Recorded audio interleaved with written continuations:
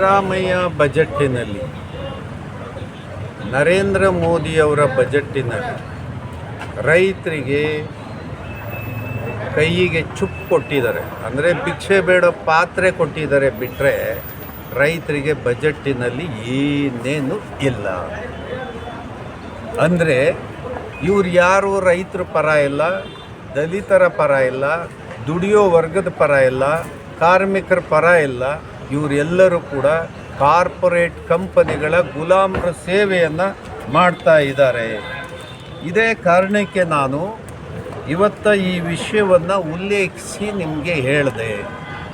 ನೋಡಿ, ಭಾರತ ಸರ್ಕಾರ ದೊಡ್ಡ ದೊಡ್ಡ ಉದ್ದಿಮೆದಾರರಿಗೆ 16.35 ಲಕ್ಷ ಕೋಟಿ 16.35 ಲಕ್ಷ ಕೋಟಿ ಕೇವಲ ಒಂದು 30-35 ಜನರಿಗೆ ಭಾರತ ಸರ್ಕಾರದ ನ್ಯಾಷನಲ್ ಬ್ಯಾಂಕ್ಗಳು ಇದು ಬರದೇ ಇರ್ತಕ್ಕಂಥ ಸಾಲ ಅಂತ ಹೇಳಿ ವೇ ಆಫ್ ಮಾಡುವಂಥ ಕೆಲಸವನ್ನು ಈಗ ಮಾಡಿದ್ದಾರೆ 10 ವರ್ಷದಲ್ಲಿ.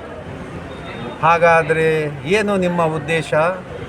ಸಿದ್ದರಾಮಯ್ಯನ ಬಜೆಟ್ ಅಂದರೆ ರಾಜ್ಯದ ಬಜೆಟನ್ನು 16.35 ಲಕ್ಷ ಕೋಟಿಗೆ ಎಷ್ಟು ಸಾರಿ ಹಾಕಬೇಕು, ಎಷ್ಟು ಸಾರಿ ಅದನ್ನು ಸೇರಿಸಿದರೆ 16.35 ಲಕ್ಷ ಕೋಟಿ ಆಗುತ್ತೆ.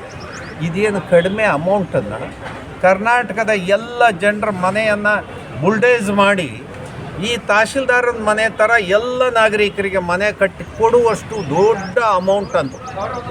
ಇಂಥ ಒಂದು ದೊಡ್ಡ ಆರ್ಥಿಕತೆಯನ್ನು ಭಾರತ ಸರ್ಕಾರ ಕೇವಲ ಉದ್ದಿಮೆದಾರರಿಗೆ ಒಂದು 35 ಜನರಿಗೆ ಕೊಡೋದಾದರೆ, ನೀವು ಭಾರತ ಸರ್ಕಾರ ಜನಸಾಮಾನ್ಯರ ತೆರಿಗೆ ದುಡ್ಡನ್ನು ದರೋಡೆಕೋರರು, ನರೇಂದ್ರ ಮೋದಿ ಜನರು ದರೋಡೆಕೋರರು. ನೀವು ಬರೀ ಕಾರ್ಪೊರೇಟ್ ಕಂಪನಿಗಳ ಪರ, ನೀವು ಅವರ ಏಜೆಂಟ್ರುಗಳು. ಹಾಗಾಗಿ ನೀವು ಭಾರತ ಕಟ್ಟುವ ಯೋಗ್ಯತೆಯನ್ನು ಕಳ್ಕೊಂಡಿದ್ದೀರಿ. ಹಾಗಾಗಿ ಜನ ಇವತ್ತು ಯೋಚನೆ ಮಾಡಬೇಕು. ರಾಜಕೀಯ ಪಕ್ಷಗಳು, ರಾಷ್ಟ್ರೀಯ ಪಕ್ಷಗಳೇನಿದ್ದಾವೆ ಅವು ತಿರಸ್ಕಾರ ಮಾಡಿ ಪ್ರಾದೇಶಿಕವಾದಂಥ ದಿಕ್ಕಿನಲ್ಲಿ ಜನ ಯೋಚನೆ ಮಾಡಿ ಆ ದಿಕ್ಕಲ್ಲಿ ಕೆಲಸ ಮಾಡಿ ಅಂತ ಹೇಳಿ ಜನರಿಗೆ ಮನವಿ. ಯಾವ ಥರ ಜನರಿಗೆ ಅಪ್ರೋಚ್ ಆಗ್ತಾ ಇದ್ದೀರಿ? ನಾವು ಈಗ ಪ್ರಾದೇಶಿಕವಾದಂಥ ಒಂದು ದಿಕ್ಕಿನಲ್ಲಿ ನಾವು ಮಾಡದೇ ಇದ್ದರೆ ಇವ್ರು ಯಾರೋ ಕಂಪನಿಗಳ ಗುಲಾಮರನ್ನ ನಾವು BJP ಭಲೋ ಭಾರತ್ ಮಾತಾಕಿ ಅಂತ ಹೇಳಿ ಇವ್ರನ್ನ ಕರ್ಕೊಂಬರೋದು, ಇವರು ಗರೀಬಿ ಹಠಾವೋ ಅಂಥೇಳಿ ಕಾಂಗ್ರೆಸ್ ಕರ್ಕೊಂಬರೋದು. ಈ ಕಾಂಗ್ರೆಸ್ಸಿಗೆ BJPನೇ ಅನಿವಾರ್ಯನಾ ಅಥವಾ BJPಗೆ ಕಾಂಗ್ರೆಸ್ಸೇ ಅನಿವಾರ್ಯನಾ? ಇಲ್ಲ, ಎರಡನ್ನೂ ಕಿಕ್ಔಟ್ ಮಾಡಬೇಕು ಕರ್ನಾಟಕದಿಂದ. ಹಾಗಾಗಿ ಪ್ರಾದೇಶಿಕವಾಗಿ ಜನರು ತೀರ್ಮಾನಕ್ಕೆ ಬರಬೇಕು. ತಮಿಳುನಾಡಿನಲ್ಲಿ ಹೇಗೆ ಪ್ರಾದೇಶಿಕ ಇದೆ, ತೆಲಂಗಾಣದಲ್ಲಿ ಅಥವಾ ಆಂಧ್ರದಲ್ಲಿ, ಕೇರಳದಲ್ಲಿ ಹೇಗೆ ಪ್ರಾದೇಶಿಕ ಪಕ್ಷಗಳು ಹಿಡಿತವನ್ನು ಇಟ್ಕೊಂಡಿದ್ದಾವೋ ಹಾಗೆ ರಾಜ್ಯದಲ್ಲೂ ಪ್ರಾದೇಶಿಕ ಚಿಂತನೆಯ ಕೆಳಗಡೆ ಆರ್ಗನೈಸ್ ಆಗಬೇಕು ನಾವೆಲ್ಲ ಅಂತೇಳಿ ಮನವಿ ಮಾಡ್ತೀವಿ. ಏನೇನು ಸ್ಟೆಪ್ ತೊಗೊಂಡ್ರೆ ಇವು ಸಂಘಟನೆ ಮಾಡಬೇಕಂತ?